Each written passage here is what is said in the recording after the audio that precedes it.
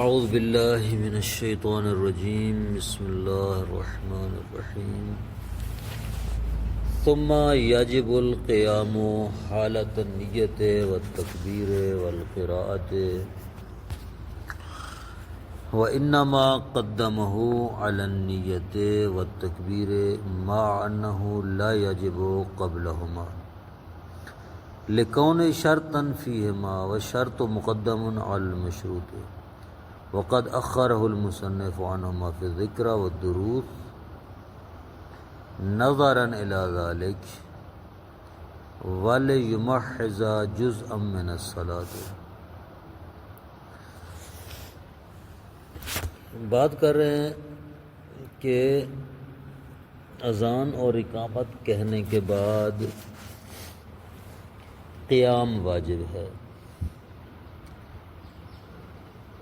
تین حالتوں میں قیام واجب ہے، نیت کی حالت میں، تکبیر کی حالت میں اور قرات کی حالت میں قیام واجب ہے۔ یہاں پر ایک سوال پیدا ہوتا ہے کہ جناب مصنف رحمہ اللہ نے قیام کو نیت اور تکبیرۃ الاحرام سے پہلے بیان کیا ہے، پہلے فرمایا ہے قیام واجب ہے، پھر نیت اور تکبیرۃ الاحرام کی بات کریں گے۔ کیوں؟ جبکہ نیت اور تکبیرۃ الاحرام میں قیام کی ضرورت ہے، ٹھیک ہے نا، جبکہ ان سے پہلے قیام ضروری نہیں ہے۔ کس لیے ایسا کیا ہے؟ کہتے ہیں کیونکہ قیام شرط ہے نیت اور تکبیرۃ الاحرام میں، اور شرط ہمیشہ مشروط سے مقدم ہوتی ہے، اس لیے جناب مصنف نے قیام کو مقدم کیا ہے نیت اور تکبیرۃ الاحرام پر۔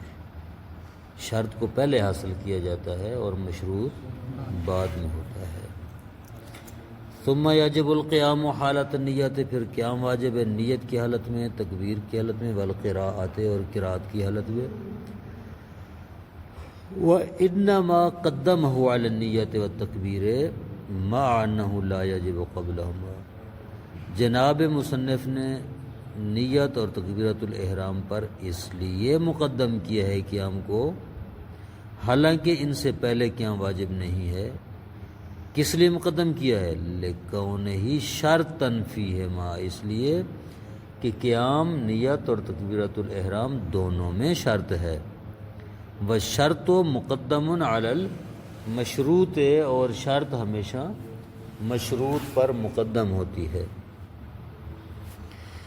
وَقَدْ أَخَّرَهُ الْمُصَنِّفُ عَنْهُمَا فِي الذِّكْرِ، جناب مصنف نے قیام کو مؤخر کیا ہے نیت اور تکبیرۃ الاحرام سے کتاب ذکر اور کتاب دروس میں، نظراً الی ذالک، اسی بات کی طرف نظر کرتے ہوئے مؤخر کیا ہے۔ کس بات کی طرف؟ کہ قیام اور کہ نیت اور تکبیرۃ الاحرام سے پہلے قیام واجب نہیں ہے، پہلے قیام واجب نہیں ہے، اس نیت کے وقت تکبیرۃ الاحرام کے وقت قیام ضروری ہے، پہلے قیام واجب نہیں ہے۔ لہذا جناب مصنف نے ان دو کتابوں میں قیام کو بعد میں ذکر کیا ہے، نیت اور تکبیرۃ الاحرام کو پہلے ذکر کیا ہے، ایک یہ وجہ، اور دوسری وَلِيَتَمَحَّضَ جُزْءًا مِّنَ الصَّلَاةِ، اور دوسری وجہ یہ ہے کہ یہ بتائیں کہ یہ نماز کی جز ہے، نماز کے مقدمات میں سے نہیں ہے، نماز کی شرائط میں سے نہیں ہے قیام، بلکہ نماز کے اجزاء میں سے ہے، اور جو جز ہوتا ہے ساتھ ساتھ ہوتا ہے، پہلے نہیں ہوتا، جز ساتھ ساتھ ہوتا ہے، جز پہلے نہیں ہوتا۔ بس جناب مصنف نے یہاں اس کتاب میں قیام کو پہلے ذکر کیا ہے، نیت اور تکبیرۃ الاحرام کو بعد میں ذکر کیا ہے، ہاں اس لیے کہ یہ قیام شرط ہے، نیت اور تکبیرۃ الاحرام مشروط ہیں، شرط مشروط سے پہلے ہوتی ہے۔ لیکن ذکر اور دروس میں مصنف نے برعکس کیا ہے، قیام کو بعد میں ذکر کیا ہے، نیت اور تکبیرۃ الاحرام کو پہلے ذکر کیا ہے، اس لیے کہ اس کی دو وجہ ہیں۔ ایک تو یہ کہ قیام نیت اور تکبیرۃ الاحرام کے ساتھ ساتھ ہوتا ہے، پہلے نہیں ہوتا، اور دوسرا یہ بات ظاہر کرنے کے لیے کہ یہ قیام نماز کی جز ہے، نماز سے مقدم نہیں ہے، نماز کا مقدمہ نہیں ہے بلکہ نماز کا جز ہے، اور جز ساتھ ہوتا ہے پہلے نہیں ہوتا۔ وفی الالفیۃ اخرہ عن القراءۃ لیجعلہ واجبا فی الثلاثۃ، اور کتاب الفیہ میں جناب مصنف نے قیام کو قراءت سے بھی مؤخر کیا ہے، نیت، تکبیرۃ الاحرام اور قراءت تینوں سے مؤخر کر دیا ہے نا۔ کس لیے؟ لیجعلہ واجبا فی الثلاثۃ، تاکہ یہ قرار دے کہ قیام تینوں چیزوں میں واجب ہے، نیت میں بھی، تکبیرۃ الاحرام میں بھی اور قراءت میں بھی۔ وَلِكُلٍّ وَجْهٌ، جناب اشارے کہتے ہیں کہ ان سب باتوں کی وجہ ہے، ساری باتیں قوی ہیں، ساری باتیں قابل غور ہیں۔ مستقلاً بہ غیر مستند الی شیء بحیث لو ازیل السناد سقط، اس مستقلاً کا تعلق پیچھے ہے یجب القیام کے ساتھ، یجب القیام مستقلاً بہ، قیام واجب ہے مستقلاً، یعنی بغیر کسی چیز کا سہارا لیے قیام واجب ہے، غیر مستند الی شیء، کسی چیز کا سہارا لیے بغیر، بحیث لو ازیل السناد سقط، اس حیثیت سے سہارا لینا کہ اگر اس سہارے کو، سناد یعنی سہارا، اس سہارے کو زائل کر دیا جائے، گرا دیا جائے تو شخص گر جائے۔ ہاں، اس کا مطلب کیا ہے؟ اس کا مطلب یہ ہے کہ اگر ایک ایسا سہارا ہو، اگر سہارا گرا بھی دے تو شخص گرے نہ، ایسا سہارا لینے کی ضرورت کی کوئی حرج نہیں ہے، جائز ہے، ایسا سہارا آدمی لے سکتا ہے، لیکن ایسا سہارا ہو کہ سہارا گرا دیا جائے تو شخص گر جائے، وہ سہارا نہیں لینا چاہیے قیام کی حالت میں۔ آگے سنیں، مع المقند ہے، یہ قدرت کی صورت میں انسان جب قادر ہے مستقلاً قیام پر تو اس وقت مستقلاً قیام واجب ہے۔ فإن عجز عن الاستقلال فی الجمیع، اگر سارے کے سارے قیام میں استقلال اس کے لیے ممکن نہیں ہے، یعنی ان تمام موارد میں کھڑا نہیں ہو سکتا، پورے قیام میں مستقلاً بغیر سہارے کے کھڑا نہیں ہو سکتا، تو فی البعض، تو بعض مقامات، جن جن جگہوں پر وہ مستقلاً کھڑا ہو سکتا ہے کھڑا ہو، جہاں پر وہ کھڑا نہیں ہو سکتا اس کی آگے تفصیل آ رہی ہے۔ مثال کے طور پر ایک شخص ہے، مثال دیں، ایک شخص ہے جو کھڑے ہو کر نیت کر سکتا ہے، لیکن اس کے بعد قرات جو ہے کھڑے ہو کر، یعنی اتنی زیادہ دیر وہ کھڑا نہیں ہو سکتا، تو اس کے لیے واجب ہے کہ مستقلاً کھڑا ہو کر نیت کر لے پھر بیٹھ جائے۔ یا ایک شخص ہے نیت کر سکتا ہے، تکبیرۃ الاحرام کر سکتا ہے، ایک سورت بھی پڑھ سکتا ہے، تو جتنے تک کھڑا ہو سکتا ہے کھڑا ہو مستقلاً، جہاں اس کے لیے کھڑا ہونا ممکن نہیں ہے تو پھر اگلے وظیفے پر عمل کرے، سہارا لے، بیٹھے وغیرہ وغیرہ، وہ آگے اس کی تفصیلات جو ہے وہ۔ وَيَسْتَنِدُ فِي مَا يَعْجُزُ عَنْهُ، جو شخص مستقلاً قیام سے عاجز ہے وہ سہارا لے کسی چیز کا۔ فَإِنْ عَجَزَ عَنِ الْإِسْتِقْلَالِ أَصْلًا اعْتَمَدَ عَلَى شَيْءٍ، جناب مصنف یہاں فرما رہے ہیں کہ اگر وہ بالکل ہی مستقلاً بغیر سہارے کے کھڑا نہ ہو سکے، اعتمد علی شیء، کسی چیز پر اعتماد کر لے، کسی چیز کا سہارا لے لے، مقدماً علی القعود، بیٹھنے سے پہلے، بیٹھے نا بلکہ پہلے سہارا لے، کھڑا نہیں ہو سکتا بغیر سہارے کے تو سہارا لے کر کھڑا ہو جائے، بیٹھے نا، فَيَجِبُ تَحْصِيلُ مَا يُعْتَمَدُ عَلَيْهِ وَلَوْ بِأُجْرَةٍ مَعَ الْإِمْكَانِ، بس جس چیز کو سہارا لے گا اس کو حاصل کرنا واجب ہے، نماز سے پہلے اس کو آمادہ کرنا واجب ہے، وَلَوْ بِأُجْرَةٍ، اگرچہ اجرت پر ہی، حاصل کرنی پڑے، کرایہ دینا پڑے یا اس کا خریدنی پڑے وغیرہ، مع الامکان اگر اس کے لیے اجرت ممکن ہو۔ فإن عاجز عنہ، اگر اس چیز سے بھی عاجز ہو، یعنی مستقلاً بھی کھڑا نہیں ہو سکتا، ہاں کسی چیز کا سہارا لینے کے لیے بھی اس کے پاس قدرت نہیں ہے کہ اس کو تہیہ کرے، اس کو حاصل کرے، ولو بالاعتماد، اگرچہ اعتماد سہارا لے کر ہی کھڑا نہیں ہو سکتا، او قادر علیہ، سہارے پر قادر ہے لیکن عاجز عن تحصیل ہی، اس کو حاصل نہیں کر سکتا۔ اگر اس کو سہارا مل جائے تو وہ کھڑا ہو سکتا ہے سہارا لے کر، لیکن اس کے پاس پیسہ نہیں ہے، اس کے پاس قدرت نہیں ہے کہ اس سہارے کو حاصل کرے۔ بدن میں اتنی طاقت ہے کہ اگر سہارا مل جائے تو کھڑا ہو سکے گا، لیکن اس کے پاس وہ سہارا حاصل کرنے کے لیے مال نہیں ہے، قدرت مالی نہیں ہے، استطاعت نہیں رکھتا، تو قعدہ مستقلاً بیٹھ جائے، یعنی بغیر سہارے کے بیٹھے، کما مرا، جیسے پیچھے گزر چکی ہے کہ یعنی ایسا سہارا ہو، ایسے سہارے کے بغیر کہ اگر سہارا گرا دیا تو بندہ گر جائے۔ فإن عجز اعتمد، اگر بغیر سہارے کے نہیں بیٹھ سکتا تو کسی چیز کی ٹیک لگا کر سہارا لے کر بیٹھے۔ فإن عجز، اگر اس سے بھی عاجز ہے، اضطجع علی جانب الایمن، لیٹ جائے دائیں طرف۔ فإن عجز فعلى اليسر، اگر دائیں طرف لیٹنے سے عاجز ہے تو بائیں طرف لیٹ جائے۔ ھذا هو الاقوى ومختارہ فی کتب الثلاثہ، یہی اقوی بھی ہے اور تینوں کتابوں میں مصنف نے اسی بات کو اختیار کیا ہے۔ وَيُفْهَمُ مِنْهُ هُنَا التَّخْيِيرُ وَهُوَ قَوْلٌ، اور اسی سے تخییر کو سمجھا جاتا ہے، اور یہ بھی ایک قول ہے، اس کی مرضی دائیں طرف لیٹے، اس کی مرضی بائیں طرف لیٹے، اس کو اختیار ہے، یعنی یہ ترتیب نہیں ہے، گویا اس کو اختیار ہے دائیں طرف لیٹے یا بائیں طرف لیٹے۔ وَيَجِبُ الْاِسْتِقْبَالُ حِينَئِذٍ بِوَجْهِهِ، اس صورت میں نمازی پر واجب ہے کہ وہ استقبال قبلہ ہو، قبلہ کی طرف، قبلہ رخ ہو چہرے کے ساتھ، یعنی اس کا چہرہ قبلہ کی طرف ہو۔ فإن عجز عنہما، اگر اس سے عاجز ہو، نہ دائیں طرف لیٹ سکتا ہے نہ بائیں طرف لیٹ سکتا ہے، تو کیا کرے؟ استلقى علی ظہرہ، پشت کے بل لیٹ جائے۔ وجعل باطن قدمہ الی القبلہ، اور قدموں کے، پیروں کے تلوے جو ہیں ان کو قبلہ کی طرف کر لے۔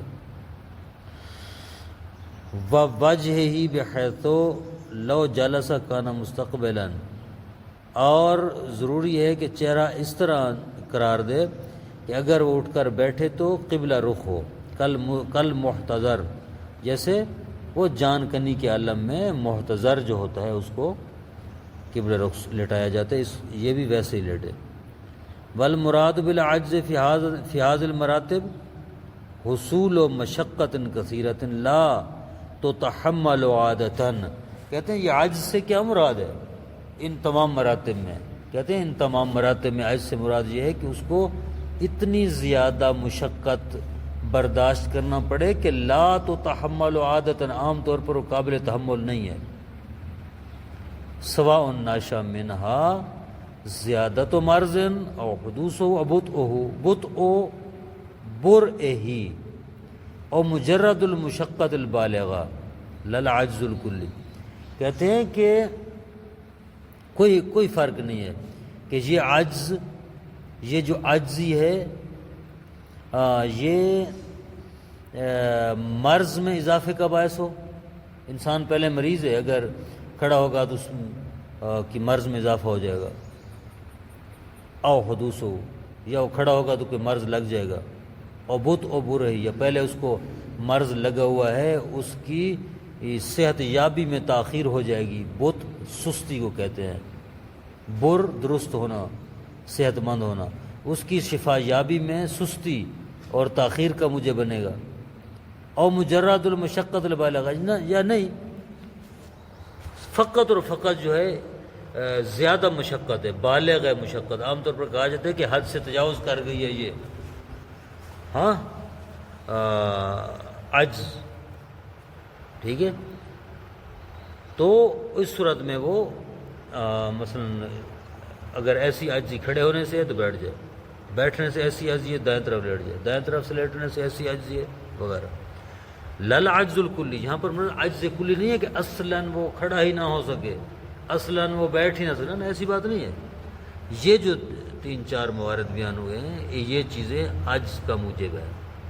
اگر ان میں سے کوئی ایک مشکل اس کو درپیش ہو تو سمجھ لیں وہ عاجز ہے۔ آئی سمجھ بات کی؟ وَيُؤْمِن لِلرُّكُوعِ وَالسُّجُودِ بِالرَّأْسِ، جو اٹھ بیٹھ نہیں سکتا بیچارہ، ایسے نماز پڑھ رہا ہے، عاجز ہے، تو وہ کیا کرے گا؟ اشارہ کرے گا رکوع اور سجود کے لیے، رأس بالرأس، سر کے ساتھ۔ ان عاجز عنہما، اگر رکوع اور سجود سے عاجز ہے تو سر کے ساتھ اشارہ کرے گا۔ وَيَجِبُ تَقْرِيبُ الْجَبْهَةِ إِلَىٰ مَا يَصِحُّ السُّجُودُ عَلَيْهِ، اور واجب ہے کہ پیشانی کو قریب کرے ایسی چیز کے جس پر سجدہ کرنا صحیح ہے، اس کے قریب لے جائے۔ اور تقریب الیہا، یا اس کے قریب یا اس چیز کو پیشانی کے قریب لے آئے۔ یا جب وہ تقریب الجبہات علاوہ سے سجود علیہ ہے، اور تقریب ہو علیہ، پیشانی کو اس چیز کے قریب کرے جس پر سجدہ درست ہے، یا اس چیز کو اٹھا کر پیشانی کے قریب کرے، یعنی یا پیشانی کو سجدے گاہ کے قریب لے جائے یا سجدے گاہ کو اٹھا کر پیشانی کے قریب لے آئے، یوں سمجھے آپ۔ والاعتماد بہ علیہ، اور اس پر پیشانی کو رکھے۔ وواضع باقی المساجد معتمداً، اور باقی جو مساجد ہیں جن سجدہ کے مقامات ہیں ان کو بھی رکھے۔ وبدونہ لو تعذر الاعتماد، اگر ان باقی جو مساجد ہیں مقام سجدہ ان کو رکھنا ممکن نہ ہو تو ان کو نہ رکھے، رکھنا واجب نہیں ہے، صرف پیشانی رکھ لے۔ وَهَذِهِ الْأَحْكَامُ آتِيَةٌ فِي جَمِيعِ الْمَرَاتِبِ السَّابِقَةِ، تمام گزشتہ مراتب میں یہ سارے احکام آئیں گے، چاہے کھڑے ہو کر پڑھے، کھڑے ہونے سے عاجز ہے، بیٹھ کر پڑھے، بیٹھنے سے عاجز ہے، دائیں طرف لیٹ کر پڑھے وغیرہ، ان تمام مراتب میں یہ احکام ہوں گے۔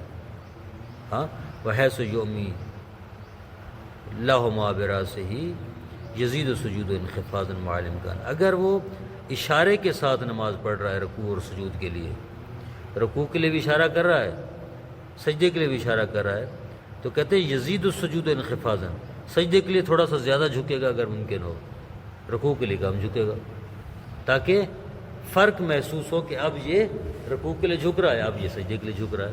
اس فرق کو محسوس کرنے کے لیے وہ سجدے کے لیے زیادہ جھکے گا، رکوع کے لیے کم جھکے گا۔ فَإِنْ عَجَزَ الْإِمَاءُ بِهِ غَمَّضَ عَيْنَيْهِ لَهُمَا مزیداً للسجود تغمیزاً، اگر وہ اشارہ سے عاجز ہے، رکوع اور سجود کے لیے اشارہ بھی نہیں کر سکتا، تو کیا کرے؟ غمض عینیہ لہما، رکوع اور سجود کے لیے اپنی آنکھوں کو بند کر لے، مزیداً للسجود تغمیزاً، سجدے کے لیے آنکھوں کو زیادہ بند کرے، رکوع کے لیے تھوڑا بند کرے۔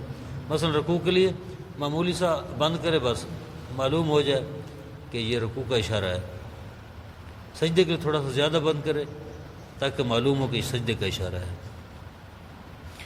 وَفَاتَحَهُمَا بِالْفَاتِحِ، تو پھر ان کو کھول دے، جب لِرَفْعِهِمَا، جب رکوع اور سجود سے سر اٹھنا چاہے، رکوع اور سجود سے اٹھنے کے لیے آنکھوں کو کھول دے، ٹھیک ہے۔ بالفتح یعنی فاتحہما، ماضی کا صیغہ، اس کے صیغے کے متعلق بتا رہے ہیں۔ وَإِن لَّمْ يَكُن مُبْصِرًا مع امکان الفتح قاصداً بالابدال تلک الافعال، کہتے ہیں کہ اگرچہ وہ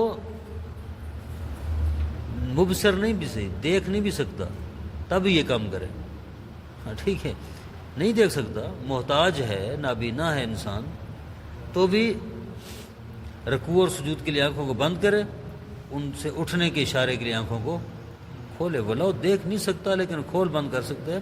مع امکان الفتح، اس صورت میں ہے کہ جب اس کے لیے کھولنا ممکن ہے، ہو سکتا ہے کہ ایسا نابینا ہے جس کے لیے آنکھیں کھولنا ممکن نہیں ہے، اگر اس کے لیے کھولنا ممکن ہے تو وہ کھولے۔ قاصداً بالابدال تلک الافعال، ان افعال کے بدلے کا قصد کرتے ہوئے، یعنی قصد کرے کہ میں یہ اب آنکھیں کھول رہا ہوں رکوع سے سر اٹھانے کے لیے، اب آنکھیں کھول رہا ہوں سجدے سے سر اٹھانے کے لیے، اب بند کر رہا ہوں رکوع کے لیے، اب بند کر رہا ہوں سجدے کے لیے، یعنی اس کے دل میں ارادہ ہو کہ اب سجدہ کر رہا ہوں، اب رکوع کر رہا ہوں، اب سجدے سے اٹھ رہا ہوں، اب رکوع سے اٹھ رہا ہوں، یہ قصد اس کے دل میں ہونا چاہیے۔ الا اجر الافعال علی قلبہ کل واحد فی محلہ، وگرنہ افعال کو جاری کرے گا اپنے دل پر کل واحد فی محلہ، ہر ایک کو اپنے مقام پر، یعنی جس کا جو مقامات دل پر اس کو جاری کرے۔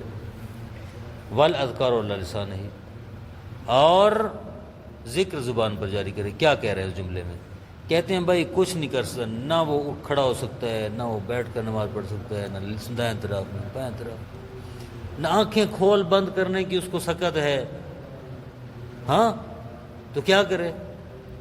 دل میں ارادہ کرے کہ اب رکوع سبحان ربی العظیم و بحمدہ، وہیں پڑے پڑے دل میں ارادہ کرے کہ اب سجود سبحان ربی الاعلی و بحمدہ۔ اگر زبان چلتی ہے تو ان اذکار کو زبان پر جاری کرے، اس قصد سے کہ اب رکوع کے لیے ذکر پڑھ رہا ہوں، اب جو ہے سجدے کا ذکر پڑھ رہا ہوں، اللہ اکبر، یعنی کسی حالت میں نماز کی معافی۔ وَإِلَّا اخْتَرَى بِالْبَالِ، اگر زبان پر ہی جاری نہیں کر سکتا ذکر کو تو اپنے دل میں دہرائے، ٹھیک ہے۔ وَيُلْحِقُ الْبَدَلَ حُکْمَ الْمُبَدَّلِ فِي الرُّكْنِيَّةِ، ہاں کہتے ہیں کہ نماز کے واجبات دو طرح کے ہیں، ایک رکن اور ایک غیر رکن۔ کہتے ہیں کہ جو احکام صحیح و سالم انسان کے رکن اور غیر رکن کے متعلق ہیں، وہی احکام اس مریض کے بھی ہیں۔ کیسے؟ اگر جان بوجھ کر ایک شخص کسی رکن کو یا بھول کر کسی رکن کو چھوڑ دے تو نماز باطل ہو جاتی۔ صحیح سالم شخص کے لیے یہی تھا نا حکم۔